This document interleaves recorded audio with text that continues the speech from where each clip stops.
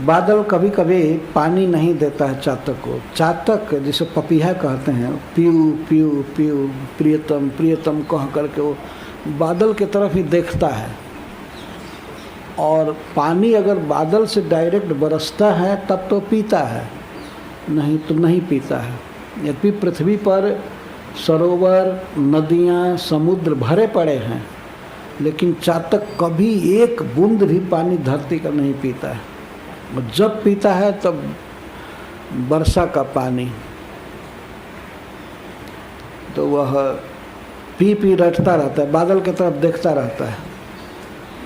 तो बादल पानी बरसावे चाहे न बरसावे, यहाँ तक कि बादल कभी पानी न बरसा करके सीधे ओला बरसाता है, पत्थर बरसाता है। और चातक का चोंच और पंख टुक टुक हो जाता है। यह कोई काल्पनिक बात नहीं है, यह सत्य है। आजकल तो चातक दिखाई नहीं पड़ते हैं, लेकिन हम लोगों ने देखा है चातक, पपीहा कहते हैं उसे, वो रटते हैं। तो वो रटता रहता है, बादल से इतना प्रेम है कि उसी का पानी चाहेगा। तो बादल कभी कभी कठोर पत्थर बरसा देता है, ओला बरसा देता है, पंख टुक टुक होता है, लेकिन फिर भी चातक कभी भी अन्य जल की कामना नहीं करता है। और उसे बादल का कभी दोष दिखाई नहीं देता है। एक दोहा में तुलसीदास जी लिखते हैं, चढ़त न चातक चित कबहू प्रिय पयोध के दोष, तुलसी प्रेम पयोधि को ताते नाप न जोग। चातक के मन में कभी भी पयोध के प्रति, मेघ के प्रति दोष दृष्टि नहीं होती। कभी दोष नहीं देखा बादल का। जब बादल कभी गरजता है, पत्थर बरसाता है, वज्रपात करता है, लेकिन फिर भी चातक के मन में मेघ के प्रति दोष दर्शन नहीं हुआ। तुलसीदास जी कहते हैं कि वास्तव में प्रेम पयोधि का कोई नाप है और न जोक है।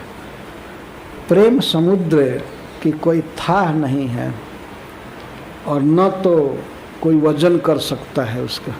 नाप न जोक, नाप नहीं है, जोक नहीं।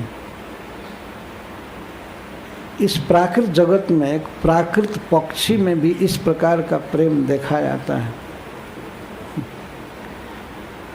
एक घटना है कि बधो बधिक पड़े पूर्ण जल, उलटी उठाई चोंच, तुलसी चातक प्रेम पट मरतम लगी न खोच। एक बार की बात है, एक चातक उड़ता हुआ जा रहा था, बादल की तरफ मुख किया था और जा रहा था उड़ता हुआ। तब तक बधो बधिक, एक बहेलिया चातक को बाण का निशाना बनाया, मार दिया। तो चातक गिरा। तो कहाँ गिरा? परे पुण्य जल, बहुत पवित्र जल में गिरा, बहुत पवित्र नदी में, श्री गंगा जी में गिरा। परंतु गिरते समय भी उलटी उठाई चोंच, अपने चोंच को उल्टा उठा करके रखा आकाश के तरफ, कि कहीं गंगा का पानी मेरे भीतर ना चला जाए। कभी किसी नदी का पानी नहीं पिया था, सरोवर का नहीं। तो तुलसीदास जी कहते हैं कि मरते मरते मरते दम तक भी चातक के प्रेम रूपी वस्त्र पर खरोच भी नहीं आया, खरोच नहीं आया। इतना प्रेम है उसे बादल से। बताइए, मरते समय गंगा जी का पानी भी मुख में न चला जाए। बध्यो बधिक पर्योपूर्ण जल, उलटी उठाई चोंच, तुलसी चातक प्रेम पट मरतम लगी न खोच। मरते समय भी खोच नहीं, खोच लगना समझते हैं ना कपड़ा में।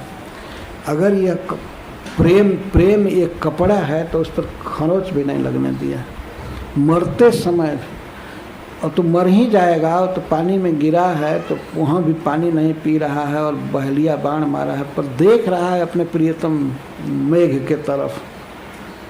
तो इस तरह ये श्री राधा रानी का प्रेम है।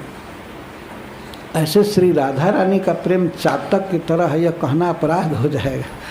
श्री राधा रानी का प्रेम तो और द्वितीय है, किसी से उपमा नहीं दी जा सकती, परंतु इस संसार में उनके प्रेम को समझने के लिए एक उदाहरण चातक का दिया जा रहा है।